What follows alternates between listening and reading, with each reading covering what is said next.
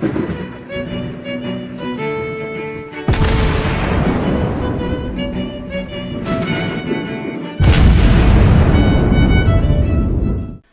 everyone, and welcome back to World of Warships Blitz with Terry. I have got some carrier gameplay for you. Well, in fact, if you look at it like this, I might have some battleship gameplay for you as well. Because this is the first in the line of the upcoming hybrid American battleships. This is the USS Nebraska. Now, we have some hybrid battleships in the game. We have the ISA already. And there is an American one somewhere, I forgot the name of it. It's got lots of guns, and I'll look it up and edit. But this is the actual, these are premiums. This is the actual tech tree line. So this is an upcoming branch on the American battleship line, and it contains tier 8, 9, and 10. And they're hybrid carrier battleships. These, for obvious reasons, never existed. In fact, the Americans were inspecting the wreck of one of the Japanese hybrid carriers, which never really got into battle, because by the time they were finished, they didn't really have an air crew, and Japan was not in a good shape anyway. But they did inspect them and figured that, no, this was going to be a terrible idea, because there's no way that this runway was going to work really well, and the superstructure would be in the way, and similar things.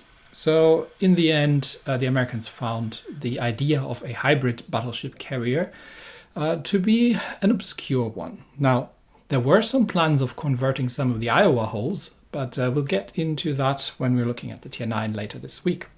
For now, we'll be looking at the Nebraska. So let's compare her to a couple of things. And because the rear half is a carrier and the front half is a battleship, we'll compare her to the North Carolina and to the Lexington. Let's start with the things that I'm actually familiar with, because probably should, around about this time, probably should be putting out the PSA that I am very much not qualified to talk about carriers. I'm doing my best here, but I'm sure there are carrier players out there who can make much, much better use of the rear half of the ship than I'm ever going to be. Anyhow, Nebraska, North Carolina. The North Carolina I'm not hugely fond of, but we'll see how they compare. First of all, she does get the rapid reload, but she gets one less charge on that. And the very first thing that stands out is the hull. Now, if you convert the rear of your battleship into a honking big bit of superstructure to carry a flight deck. And flight decks tend to carry, how am I going to put this? Things that don't react very well at being shot at. Because generally carrier were trying to stay out of shooting range of things with large caliber shells. Then yes, you are going to have a bit of a problem with armoring that, because this is very high up in the superstructure. So you can't put a lot of armor onto it, because then you'd be top heavy. The British found that out with the armored flight decks. And they made it work, but you can't really armor the side of the thing as well. So the armor on the North Carolina isn't great, but compared to the Nebraska, it's positively German in comparison. The Nebraska has terrible armor.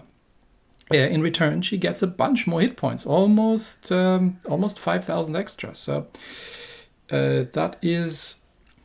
it's not insignificant. She is a little bit faster as well, and a tad more maneuverable for some reason, given that there's a big honking flight deck on the rear. The guns is where it gets interesting, because as you've just seen, somebody has taken the rear half of the battleship and turned it into a carrier, which means you're losing the rear turret. At least in Tier 8 you do. And that means we only have the two front turrets there. These are, for all intents and purposes, the same guns as on the North Carolina. These are very good guns. They're very imprecise guns, but you have rapid reloads to throw things at the wall, and you have a second faster base reload. But in return, you only get 6 of them, so you're effectively a permanently bow-in North Carolina. The secondaries are, for all intents and purposes, exactly the same as on the North Carolina. And we do have a carrier air group, which obviously the North Carolina, being a battleship, does not have. The AA is also better than the North Carolinas, at least on the small caliber AA, by a fair margin. Now, we'll talk a little bit later about the impact that I think these things are going to be having on gameplay in general. But let's complete this up. Concealment is slightly better because obviously replacing your lower rear superstructure with a honking big flight deck makes you harder to spot. And that means we need to compare the Nebraska to the Lexington. So Lexington is a battle cruiser, which has no guns at all, but has been completely converted into a carrier. To her credit, the Nebraska has better armor than the Lexington. Then again, this is a Lexington carrier. She's got significantly more hit points. And the one thing that we're obviously interested in is the air group. So first, the good news. These are dive bombers. You do not have to manage torpedo bombers, which makes me personally very happy. This is a single flight, a five-plane wing of dive bombers. But they have sort of copied a little bit on the British side here, and they're actually dropping 2 bombs per plane. These bombs obviously being smaller, they're probably 250 kilo bombs instead of a single 500. And they do together more damage than the single bomb from the Lexington. But they only have half the fire chance, and they do actually have more hit points than the Lexington's dive bombers. The big sort of the big wrench in the works here is the preparation time. And that makes sense because this is only half a carrier. This is only the rear half of the ship. The front half isn't there, which means when you're getting back, you actually don't have a way to land these planes on the thing because you just don't have enough runway. Heck, the Americans estimated that you couldn't even launch them from these things without some serious catapult work. So the general prospect was you'd be launching the planes from the rear half of the ship, and then they would potentially be float planes, land in the water, and you'd have a crane to fish them out again to rearm, refuel, and get them back into battle, which obviously takes somewhat longer than it does to just land the plane. So this makes sense, oddly enough. But yes, this is going to take forever to get your planes back out again. And that means that you are really only going to be having an occasional. And let's check actually if we can see if these things do have floats. I think they do not. Yeah, they have wheels. So I'm not sure how they thought this was going to happen, because I'm pretty certain that they are not going to be able to land on that, on that half of it. But maybe that was the idea. Who knows? Also, it looks like I'm not sure what that little platform on the side there is, but that is probably the elevator. So the idea being that you're lowering that platform on the side, then wheeling the plane onto the platform, lifting it up on the side of the ship, and then wheeling it back onto the runway. Well, because you don't have enough runway to actually install an internal elevator, I guess. Because, well, at least the front bit looks like it's actually still part of, I don't know, I see windows there. Maybe this is meant to be part of a superstructure of some sort. And yeah, there you see the gantry cranes on the side, which are meant to lift the planes back out again. And I'm not exactly where to, because maybe there's another like a foldable door of sorts that the cranes can lift the planes onto to then bring them back below deck, have them refueled and rearmed, and then shift them out through the elevator system back onto the hangar, back onto the flight deck for another takeoff. But yeah, these things don't have floats, so these would actually have to ditch in the water, which makes the whole proposition even sillier. But well, here we are, and that's what we've got. So you have a single dive bomber wing. That means you're not really going to be able to do an awful lot with it, to be honest. You're not going to be able to easily do the American thing where you send one wing in, you set a triple fire, you trigger the Damacon legitimately, and then you just wait 10 seconds, send the other one in and set a triple permafire. Can't really do that with this one because you only have one of them. It's quite useful for scouting, and I tend to mostly just ignore it, but it's quite useful for scouting, so that's definitely a use on this thing. And you can, well, obviously, if you can find yourself a target that has damage controlled, then this is a prime candidate for dropping the bombs on. What I found is that these dive bombers, compared to what I've seen on the receiving end from American dive bombers, are hilariously inaccurate. And this is just a gut feeling from what I've been testing. Oftentimes these bombs fall all over the place. None of them actually hit the ship that they're intended to hit. But if you get really lucky, you get good fire damage out of this. I've even tried just using the HE on the main guns, but it's kind of meh. just to trigger the damage controls. But yeah, you're better off using the armor piercing. Anyway, how have I set this ship up? So interestingly, first of all, you obviously now get main guns, secondary guns, and dive bombers for making use of these all the extra blueprints that you're going to be having.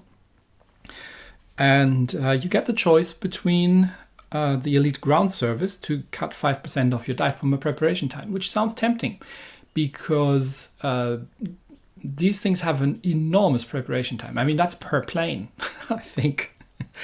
But the alternative is much better because it's main battery firing range. And this is an American battleship, at least the first half of it. And for that, in my opinion, it's much better to use. Because you also get the artillery plotting room, which allows you to further extend the main battery range by 4%. And you do get the camo. There are two of them.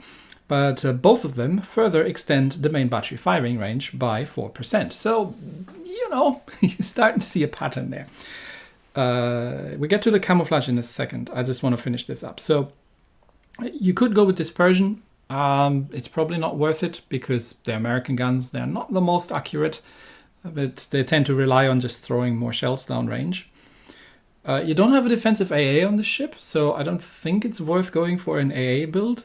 And given that she is decently maneuverable actually for a battleship, I have gone with the propulsion steering combo. You could argue about concealment, but it's not going to make a huge impact, and you don't have enough of the air wings to actually make any meaningful impact, especially late in the game when you might be low on hit points, and you'll find yourself saying, maybe I should probably not be spotted anymore. Most likely you don't have any planes left at this point. Because the AA has been buffed across the board here. Anyway, you can bring an additional wing, and I tend to treat them more like scout planes in all honesty. But with this setup, and let's talk about the camos very quickly. With this setup, you get the maximum range out of the thing, which you need because you have to compensate for your atrociously bad armor plating. Anyway, you can use the historical camo, which looks better in my opinion, which gives you hit points, range, dispersion, and the ubiquitous and ubiquitously unuseful torpedo damage reduction. You get the Stormy Sky camo, which doesn't look as good, but doesn't look terrible for an alternate camo, which gives you bomb damage in return, which is better in my opinion. So there you go, spoiled for choice. I would take this one.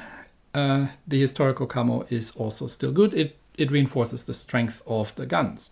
The problem obviously being that you only have 6 of them. Where was I going with this? I have no idea.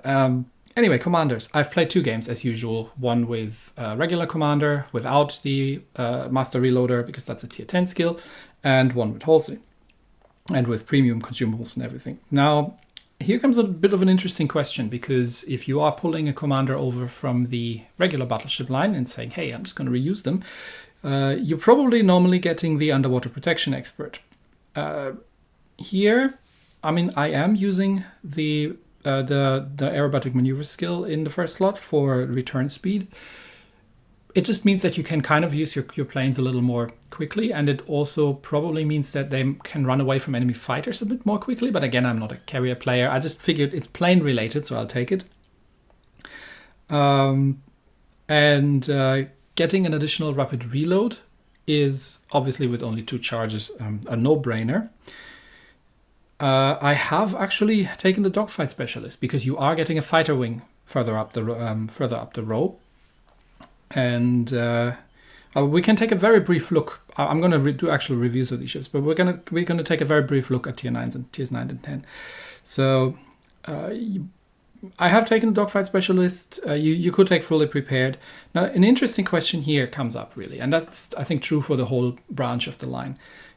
Your armor is terrible, so you could be tempted to go into Survivalist and just get someone to buff the heals as much as possible and HP tank. Yes, they're taking an atrocious amount of armor, but these things aren't meant to push. These things are meant to be firing from extreme range, where you can sort of compensate for it a little bit.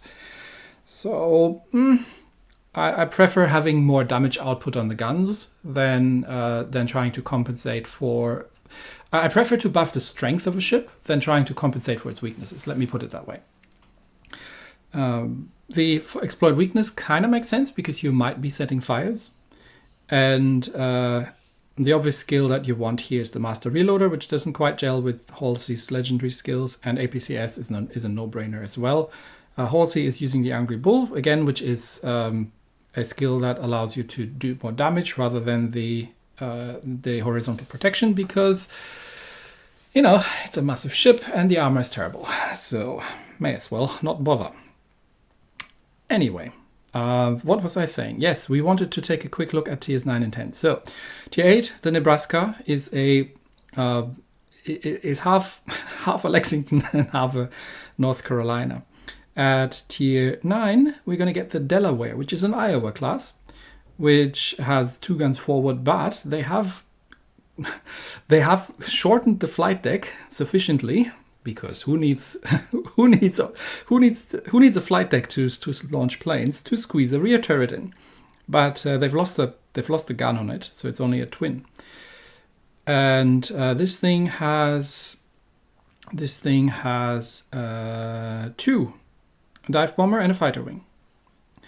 And then at tier 10 we get the Louisiana, which is a Monty, again with the truncated flight deck, and she gets the regular forward layout, but a single quadruple turret in the rear, because why the heck not? And which has an interesting overhang here from the flight deck. And that thing as well, I think, gets dive bombers and fighters. So I'll get to these later this week. For now, we're looking at the Nebraska, and we'll see. Let's see a little bit of action on this ship.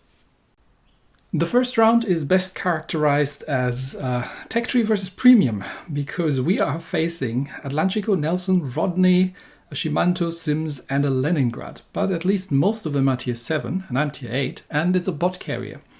So, and we do have a Vittorio Veneto and an actual North Carolina. So we've got a North Carolina and a half, plus half a carrier.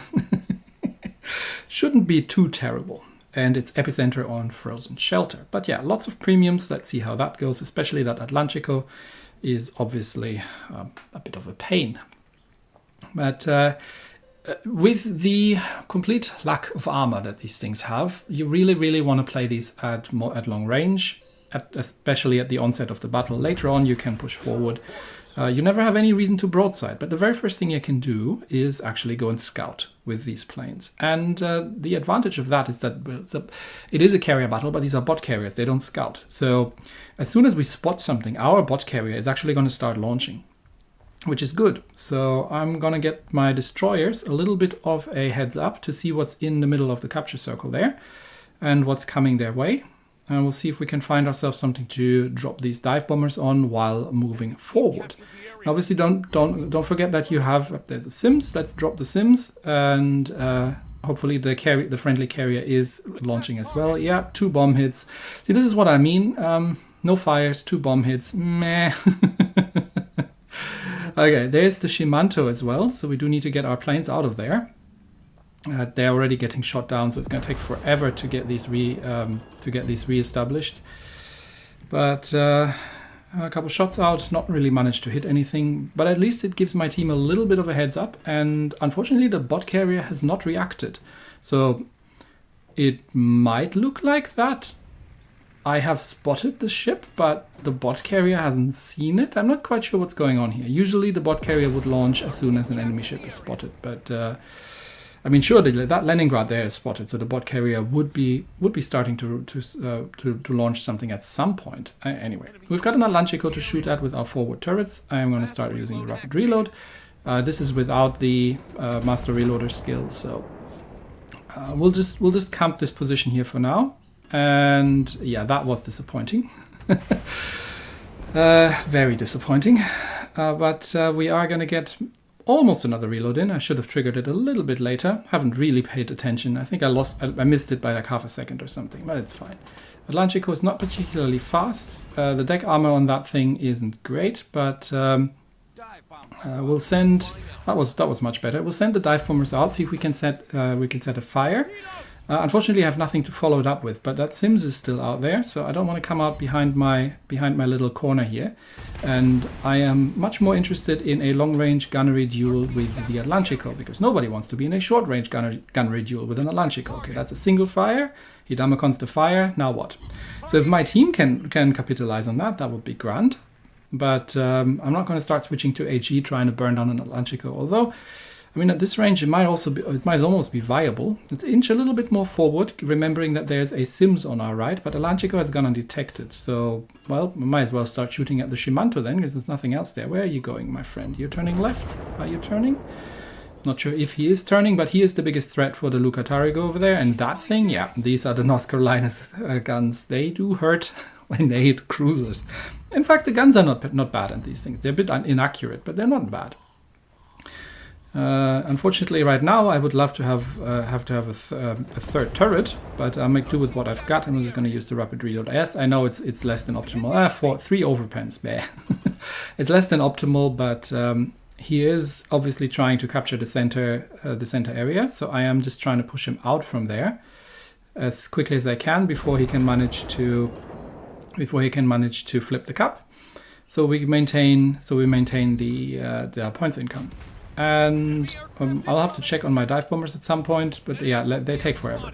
They take forever to reload. I do have lots of AA though, and I'm also worried about that Sims over there, because if he gets any funny ideas, there's not an awful lot I can do about it. Okay, Shimanto, push him back further, and just jockey for a position with that Sims. I think Sims is running because one of our destroyers has paid attention. So let's get we've got 8 seconds on the dive bombers. Let's try to set another fire on the Atlantico over there, maybe, or maybe we'll try to finish off the Shimanto. Shimanto is an AA cruiser. Let's hit the Atlantico. Work on the Shimanto. He's fully broadsiding, so I think I will have shots at him. Have to be careful with the Sims. So I'm going to turn left here. Yeah, and that's your North Carolina accuracy for you. And Veneto has taken out the Shimanto, so now we can push into the center cup, make sure that that thing is secured, and we've got plenty of hit points, and we've dropped some bombs on the Atlantico. Unfortunately, no fires. And there is the Leningrad over there, so we'll drop some shots at long range, but also have to be careful about the Sims. So with 2 destroyers out there, there's a Luca Tarigo. I think he would outgun a Sims, but we can give him some fire support with the HE that I am now rapid reloading. A little bit more lead. Where is he? Is he turning? He is smoking up, so he might be turning in or stopping. Okay, let's try the shot. And I am getting now rushed by... Yep, two shells on target as usual. I am getting rushed by Leningrad now, so I do have to back up. My dive bombers are not yet ready. Leningrad is definitely in torpedo range. That thing has like 6 kilometer torpedo range, but has forgotten that I have a Vittorio Veneto. And now, I mean, at point blank range, surely that's a dead Leningrad. Oh, you got to be kidding me. these guns, I swear. All right, that's an Atlantico left and the Sims. And I don't think anybody has been able to capitalize on the Damacons, but I've still got I've already got the AP reloaded in the assumption that I was done with the Leningrad. So Sims gets some AP shells, and the bot carrier is dropping me, which is good because I have all the AA. Not gonna Damacon a single fire because that's an Atlantico out there. We have set a fire on the Atlantico. Friendly bot carrier drops in at the same time. I'm not sure if that was me or the bot carrier. So let's go Damacon the fire. I can tank this, at least for a little bit. And surely this is a dead Atlantico. So let's get back to the high explosive to sink the... Oh! You've got to be kidding me. All right, I'm gonna add insult to injury and finish off the Atlantico with my secondaries, because I am running the secondary. I am running the module that actually extends the range of the secondaries. Not that these things are in any way more precise than the main guns can do, but that's just something you do. Okay, where did that Sims go? Ah, never mind. We already won on points. So you sort of see the questionable accuracy on these guns in action, but having the dive bombers effectively as a scout plane is not a terrible way of doing it. So we still came second in the team. Could have been worse. So let's try that again.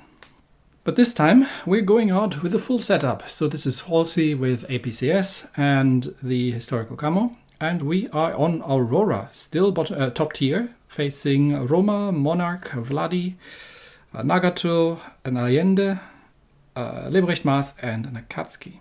Very good mix, honestly, matchmaking. I have seen worse these days. Pretty battleship heavy, but we do have a Richelieu and a Nelson on our side. So we've got 3 bow-tanking battleships pretty much in our team here. And we'll see if we can do some fires, support the Nelson, similar things. But first things first, I am the only carrier in the game, so I am going to go and scout.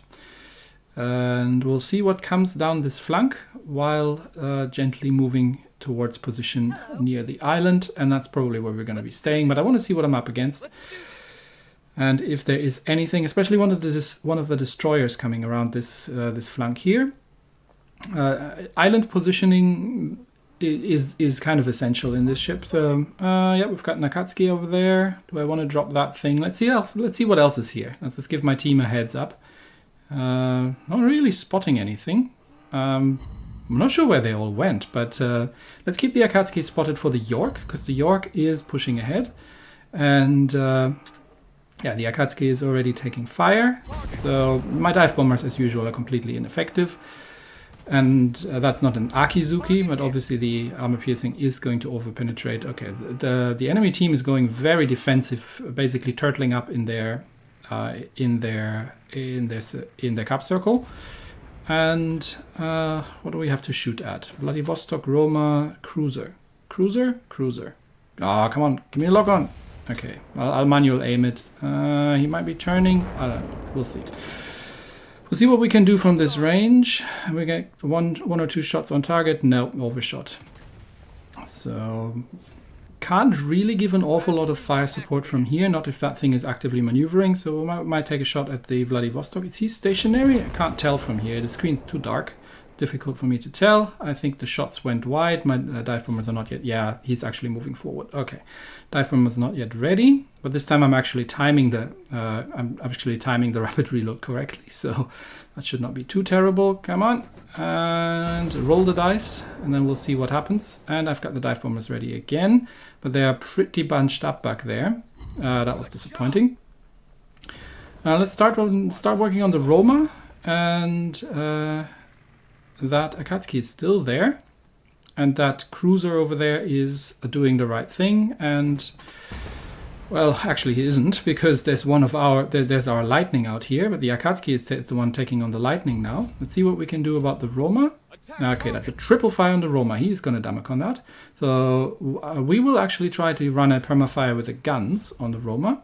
I don't think these torpedoes were meant for me, but we'll unload the armor piercing, then switch to high explosive. And see if we can get a couple of fires going on Roma. I mean, that wasn't bad. But by the time my dive bombers are reloaded or rearmed, I am definitely going to be rapid reload. Nah, it's fine. We're almost reloaded. My dive bombers. By the time my dive bombers are rearmed, the Roma's damage control is back off cooldown, and Roma has moved, which again I couldn't tell from. This map is really hard for me to see on a phone screen. Like if someone going forward or backwards, because of the general darkness of the map. Let's inch a bit forward, use the rapid reload. And so far nobody's died in this battle. Okay, that was 3 hits on target, no fires.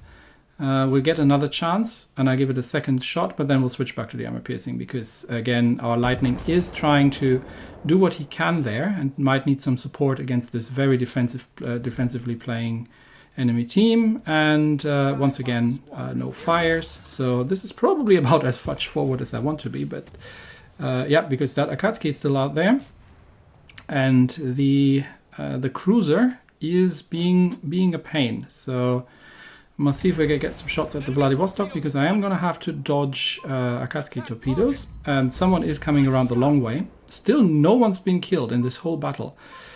York is deciding that he has way too many hit points and decides to suicide into the enemy team at this point. He might just have gotten frustrated, but yeah, I'm not yet reloaded. I'm going to just wear down the Vladivostok probably. If York can take down the Akatsuki, that would be good, but I might have to back off here because we're probably about to lose that York. No, can't get shots on the Akatsuki. Yep, York is dead, but not before getting his torpedoes away. Vladivostok is backing off. Or is he moving forward again? I think he's moving forward again, very slowly. Okay, Richelieu has taken out the enemy Leibericht Mask, and the York has taken down the Akatsuki with torpedoes. Well done, York. And again, my guns just don't do anything. It is painfully frustrating. At this point, the Vladivostok is going undetected. Nope, he's shooting. Okay, shots out. And it's going to take another 40 seconds for my dive bombers to come off cooldown. But let's see if we can make anything happen against that enemy battleship. We still got the HP to spare. And we're leading on points right now, but that doesn't necessarily mean anything. I'm done with my rapid reloads. I'm just going to try and draw some fire at this point, but you cannot push forward, even if you think, oh, I've got enough hit points. I'm just duking the shots here from the enemy Vladivostok, who's got the same problem that I have. Broadsiding cruiser. Okay. That could be good. Shots out. Let's see if we can get a lucky citadel or something, if we can actually hit that thing. And yes, we got a lucky hit citadel from our two hits. Let's keep hitting the Vladivostok. And we'll just heal a little bit back, but I still have to be very careful because we still got a minute to go, and something like Vladivostok and Roma can absolutely murder me in a minute in this ship. Okay, he is stuck. Shots out. Maybe we get that cruiser down, because that Miyoko is... and that's a double fire on the Vladivostok, who may not have a Damicon ready. Oh, that would be awesome if he didn't. I didn't see him being on fire, but Miyoko, you need to back off. We are going to lose on points if you die. But that's a triple fire on the Vladivostok. Well done. So let's... he should burn out. Let's try to sink the cruiser, and there he goes. Vladivostok's burned down. That means they're now... and we've lost our Miyoko, but that's a worthy trade. That's a points advantageous trade. Okay, never going to get the dive bombers out anymore. And now I have enough hit points to push. And maybe I can still finish off the cruiser from point blank range. Come on, dispersion. There you go. And that should seal the battle. And this is sort of how you have to play these ships. From long range and in a careful manner. The dive bombers are kind of good. For scouting. For doing damage with only one wing, it can get really a little difficult, but they're not great in very RNG heavy because of the small bombs and low fire chance. So definitely not your typical American dive bombers. So in general, at tier 8, if you see one of these ships, if you're on the receiving end, and I can imagine that a lot of people out there are going to be going like, oh my gosh, there's going to be so many planes in the air. What are we ever going to do? The carrier's already terrible. A lot of ships had their AA buffed. There are a lot of good AA cruisers out there. There are some battleships which have some serious AA as well. And these, yes, it's another dive bomber wing, but it takes absolutely forever to reload. So if you shoot it down for the next minute and a half, you're not going to see another one of them. And they're not that good, really. So, yes, if there's a carrier out there, then you have an additional wing. But honestly, they're not that great. And I wouldn't be too afraid. And if you're shooting at the ship, it doesn't have great armor. So Any player who doesn't know and thinks they're in a battleship and they can push, you're going to be shut down extremely quickly. So if you've got heavy guns, farm them citadels. If you've got AA, get your clear skies, and don't be too afraid, at least at tier 8. Honestly, not a great ship. I mean, I'm not a huge fan of the North Carolina. I know a lot of people love the North Carolina. Personally, not so much. But this thing, sort of not great.